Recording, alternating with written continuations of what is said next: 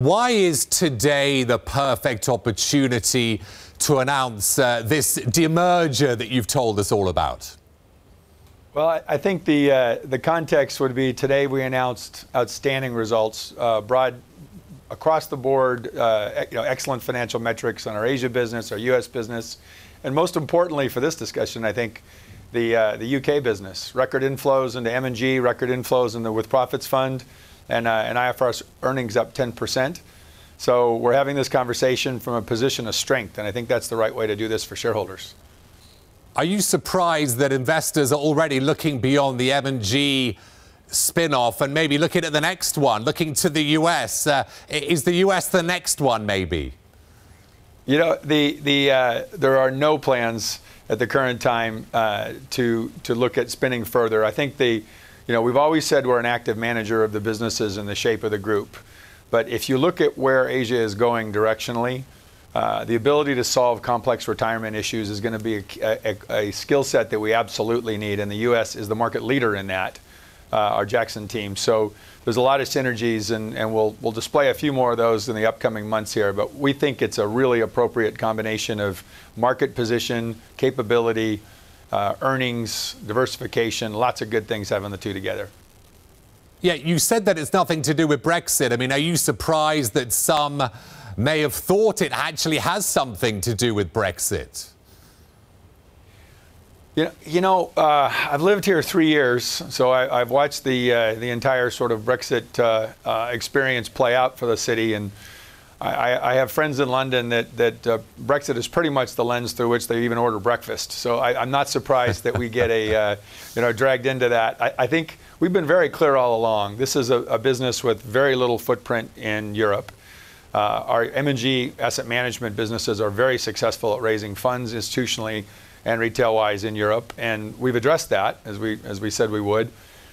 So the shape of Brexit is manageable by the group. I have views what I hope happens for the country and the city, because I think this is the natural home for financial services in Europe, and we'd like to be a part of that solution.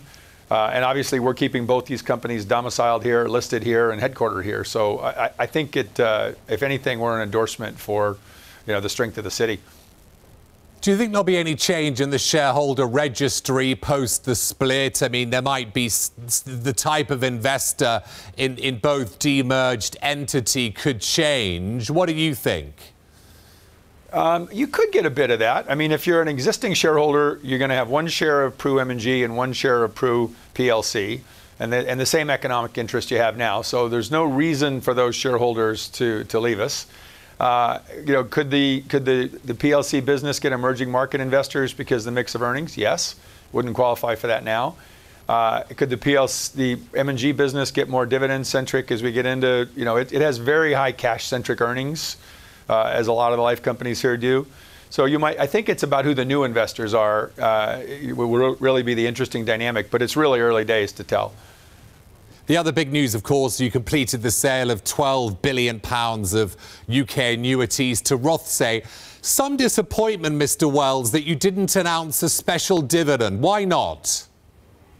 Well, because part of it is we're using those proceeds to move Hong Kong out of the UK, its original home, into the Asia business. And part of it is, it was about $1 billion freed up of capital, and again, we raised the dividend by 8%. We have a good track record of increasing distributions when we have excess capital, but we want to make sure these two entities are well capitalized, well structured, and then we'll look at how much surplus capital we have from there. Does it free up maybe some acquisitions in the medium term? Well, there's nothing that I would comment on here this morning or this afternoon, excuse me. But there's we're always looking at both strategic and bolt-on type acquisitions. And our definition of bolt-on, to be clear, would be sub $2 billion in the U.S. with life type books. So there's not there's nothing there in the offing that we're waiting to announce. We're going to use that capital explicitly for. No. Are you going to de-risk any more of your £45 billion annuities back book, and if so, when? So the remaining piece of the shareholder book is about 20 billion, 20.4 billion pounds. and there's a bit in the life fund as well on top of that. I believe it's another 13. So we'll look at that when we look at the capital structure of the new entity. But you know, we have improved the quality of the capital behind that business now. We've reduced its credit exposure by a third today, and so we think it's well capitalized now. So we don't need to do anything else. Obviously, the terms were attractive, and given the quality of our books, there's a lot of interest. But so it's an option for us, but it's not one that we have eminent plans to pursue.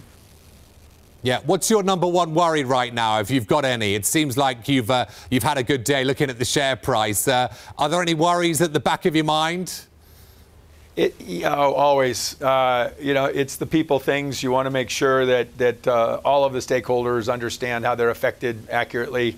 You know, and you got to be careful in these things that in the absence of feedback, people create their own. So, you know, we've got 5 employee meetings after this. We'll be talking to lots of our consumers, partners, and things to make sure everybody understands where our commitments stay and what's a constant in this. So that's probably the one that is most important for us to get right. I'm obviously pleased that the markets you know, sees the logic in it, but again, this was done for the long term. So you know, we'll take the share price when we get it, but it's not it wasn't the objective for the day.